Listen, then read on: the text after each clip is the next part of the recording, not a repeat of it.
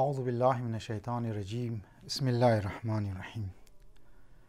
امروز میخواهیم یک اهم مطلب اخلاقی را از کلام امیر المؤمنین علی ابن ابی طالب علیه السلام میخواهیم بیان کنیم. امام علی علیه السلام میفرماید که انسان چقدر عجیب است. واقعا انسان بعضی از کارها را که انجام میده آدم یعنی شاخ برنه در زبان از خود اسمه. اگر مولا عجیب لفظ استعمال کرده ما میگم انسان شاخ برنه. و او یکی اولا نکته ای که انسان پیسه جمع مونه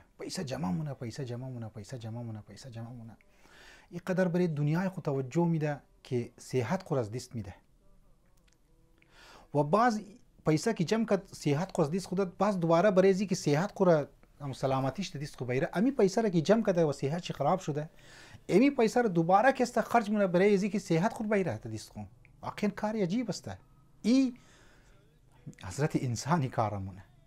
این موشموها ای کار مونیم و در را چقدر که است ظلم ها مونیم، چقدر که است حق ها را که است مخریم، چقدر که است ستم ها که است مونیم.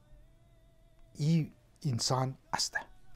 دویمه نکته ای که واقعا آدم وقتی انسان را مشاهده مونه اعمالش را مشاهده مونه و امام علی علیه السلام 400 سال پیش این جمله ملکوتی را و جمله بسیار عجیب را درباره انسان گفته. اویه که انسان از خاطر مستقبل خو از خاطر فیوچر خو حال خو را هم پریزنت را او را تباه و برباد مونه.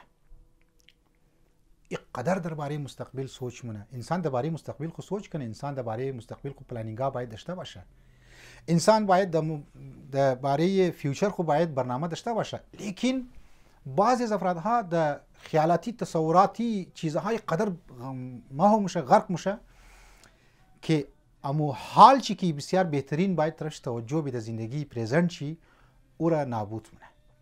و دوباره وقتی که مستقبل که است دست آورد حالا چون که مستقبل را آورده و یک بول صحت چیز بین رفته یک مشکلات دیگه هم ده برای ماضی خو که است عشق میریزه گریه مونه که واقعا ماضی از ما چی بود و کاش 100 سال پیش، کاش 20 سال پیش، کاش 30 سال پیش دوباره میمد و ما اینی کارا که است انجام میدادم اینی کارا را انجام نمیدادم.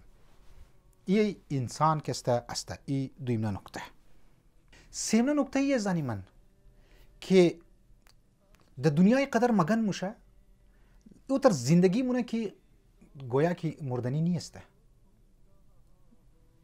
دنیا را که است آخری منزلگاه خو که است خیال مونه. لیکن ازول با امام علی علیه السلام ایرم مگا که او تر ممره گویا که زندگی نمکتب ده. زنده نبوده. انسانی مرده بوده. قربانی مولا شنم اگر مو برای ازی گفتارهای مولا برای ازی فرامین نورانی مولا اگر مو دقت کنی و کم ذره همو مراقبه خو بیشتر کنیم کم ذره توجه خو بیشتر کنیم کم ذره بگی مو برای ازی چیزا عمل مونیم باور کن که زندگی انسان گلی گلزار میشه. آخرت انسان هم صحیح میشه و دنیا انسان هم که صحیح میشه. پروردگار عالم مو شمور توفیق بده که مو برای فرامین اهل بیت علیهم السلام به تمام معنا عمل که است کنی. والسلام علیکم و رحمت الله و برکاته.